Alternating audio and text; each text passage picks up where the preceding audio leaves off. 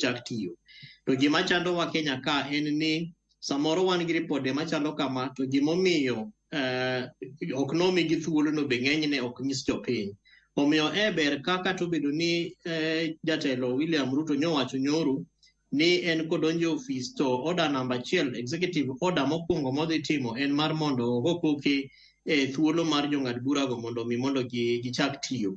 Ne ber ka odhi kaka jatelo modonje telo to penjore gi jogo kata institutions mane ne jatelo mokalo wacho ni ochiwo report makelo penjo mategre gi ng'eny nyinge mane ne ok nomiyo thuolo mar mondo bede ng'ad bura. Koro kuoma naparo ni ber ka ubet kodgi kanachiel kendo penjogi ni tang'o momiyo jogi ok nomi gi thuolo mar mondo gibed apis mar ng'ado bura.